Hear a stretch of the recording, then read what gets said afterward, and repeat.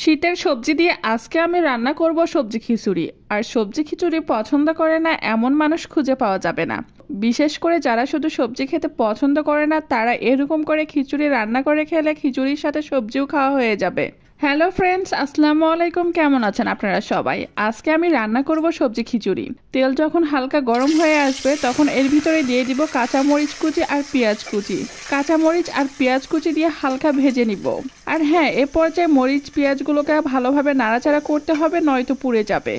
এরপরে পেঁয়াজ আর কাঁচামরিচ যখন হালকা ভাজা হয়ে আসবে এর ভিতরে দিয়ে দিব 4টা তেজপাতা, 4টা সাদা ফল আর 4-5 টুকরা দারচিনি। সবগুলো গোটা মশলা দিয়ে নাড়াচাড়া করে নিচ্ছি।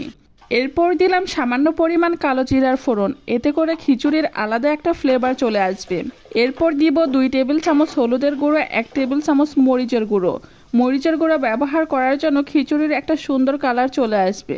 এরপরে দিব 2 টেবিল চামচ লবণ, 1 টেবিল চামচ জিরার গুঁড়ো, 1 টেবিল চামচ ধনে গুঁড়ো আর পরিমাণ মতো আদা রসুন বাটা। সবগুলো মশলা আমার দেওয়া হয়ে গেছে। এখন আমি সবগুলো মশলা ভালোভাবে নেড়েচেড়ে মিক্সড করে নিব। মিক্সড করা হয়ে গেলে মশলাগুলো কষানোর জন্য 1 কাপ পরিমাণ পানি দিয়ে সামান্য নাড়াচাড়া করে ঢাকনা দিয়ে ঢেকে দিব। 10 মিনিট পর ঢাকনা তুলে দেখি মশলাগুলো আমার কষানো হয়ে গেছে। সবজি খিচুড়িকে আরও মজাদার আর সুস্বাদু করার জন্য এখানে আমি ছোট ছোট পিস করে মুরগির মাংস কেটে নিয়েছি। এখন আমি এই মাংসগুলো পাতিলে দিয়ে মশলাগুলোর সাথে ভালোভাবে মিক্সড করে নিব। সবজি খিচুড়িতে এরকম ছোট পিসের মুরগির মাংস অথবা গরুর কলিজা দিয়ে রান্না করলে খেতে আরও অনেক মজাদার আর সুস্বাদু হয়। মাংসগুলো মশলার সাথে ভালোভাবে মিক্সড করে নিয়েছি। এখন কষানোর জন্য পরিমাণ মতো পানি দিয়ে ঢাকনা দিয়ে ঢেকে দিব। 10-15 মিনিট পর ঢাকনা উঠিয়ে দেখি পানিগুলো শুকিয়ে আসছে আর মাংসগুলো কষানো হয়ে গেছে।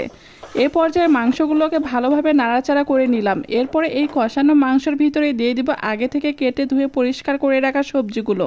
সবজি খিচুড়ি রান্না করার জন্য এখানে আমি সাদা লাউ, মিষ্টি কুমড়া, পেঁপে, গাজর, আলু, বাঁধাকপি, ফুলকপি, শীতকালে যেসব সবজিগুলো পাওয়া যায় মোটামুটি সবগুলোই আমি নিয়েছি।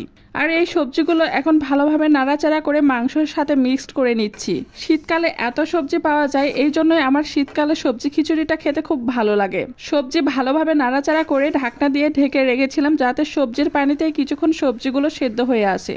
15 থেকে 20 মিনিটের মতন রান্না হওয়ার পর ঢাকনাটা উঠিয়ে আবারও ভালোভাবে নাড়াচাড়া করে নিচ্ছি। আর এই পর্যায়ে ফ্রোজেন করা বাঁধাকপিগুলো আমি দিয়ে দিলাম। যারা কাঁচা ফুলকপি ইউজ করবেন তারা হালকা ভেজে ইউজ করবেন। সবগুলো সবজি মোটামুটি আমার রান্না করা হয়ে এসেছে। এখন আমি এর ভিতরে দিয়ে দিব আগে থেকে ধুয়ে পরিষ্কার করে রাখা চাল আর ডাল। এখানে আমি চিনি গুঁড়া চাল আর মসুর ডাল দিয়ে আজকে সবজি খিচুড়ি রান্না করছি। চাল ডালগুলো সবজির ভিতরে দিয়ে আস্তে আস্তে করে ভালোভাবে নাড়াচাড়া করে নিচ্ছি আর সবজিগুলোর সাথে মিক্সড করে নিচ্ছি। চিনি গুঁড়া চাল দিয়ে সবজি খিচুড়ি রান্না করলে সুন্দর একটা ফ্লেভার চলে আসে আর মুখে দেওয়ার সাথে সাথে যেন মুখের সাথে মিলে যায়। আর এই জন্যই সবজি খিচুড়ি খেতে আরও মজাদার হয়। চাল ডাল আর সবজিগুলো যখন ভালোভাবে মিক্সড হয়ে আসবে এখন আমি এগুলো রান্না করার জন্য এর ভিতরে দিয়ে দিব পরিমাণ মতো পানি। পানি দিয়ে ভালোভাবে নাড়াচাড়া করে ঢাকনা দিয়ে ঢেকে দিব।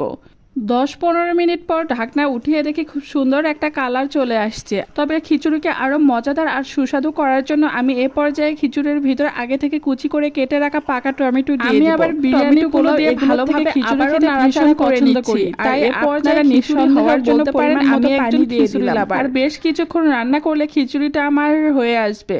খিচুড়ির নামানোর 3-4 মিনিট আগে খিচুড়িকে আরও মজাদার করার জন্য খিচুড়ির ওপরে ধনেপাতা দিয়ে নাড়াচাড়া করে নিচ্ছি। আমার কাছে ল্যাকটা খিচুড়ি, ভুনা খিচুড়ি অথবা সবজি খিচুড়ি যেটাই হোক না কেন সেটাই আমার খুব পছন্দের আর ফেভারিট। আর এই খিচুড়িটাকে আরও মজা আর তৃপ্তি করে খাওয়ার জন্য খিচুড়ির সঙ্গে যদি ডিম ভাজি, বেগুন ভাজি, আলু ভর্তা অথবা টমেটোর চাটনি থাকে তাহলে তো আর কোনো কথাই নেই। খিচুড়ির স্বাদগুলোকে যেন আরো দ্বিগুণ করে তোলে। কিছুক্ষণ পর ঢাকনা উঠিয়ে দেখি খিচুড়ি রান্না আমার একেবারে কমপ্লিট। আর খিচুড়ি থেকে খুব সুন্দর একটা স্মেল আসছে যেটা আমার ক্ষুধার পরিমাণকে আরো দ্বিগুণ করে দিচ্ছে। চোখের সামনে এরকম যদি গরম গরম খিচুড়ি থাকে তাহলে কি আর বেশি কথা বলতে ইচ্ছে করে? আর খিচুড়ি দেখতে হয়েছে যেমন, মাশাআল্লাহ খেতেও অনেক টেস্টি। আর আমার মতন যদি খিচুড়ি লাভার হন তাহলে তো চোখের সামনে খিচুড়ি রেখে এত কথা বলতেই পারবেন না। তাই আজকে আর বেশি কথা বলবো না, এখানেই বিদায় নিচ্ছি। আবারও দেখা হবে নতুন কোনো ভিডিওতে নতুন কোনো রেসিপি নিয়ে। সেই পর্যন্ত আপনারা সবাই ভালো থাকবেন, সুস্থ থাকবেন। অবশ্যই আমার ভিডিওটি দেখতে ভুলবেন না। খোদা হাফেজ।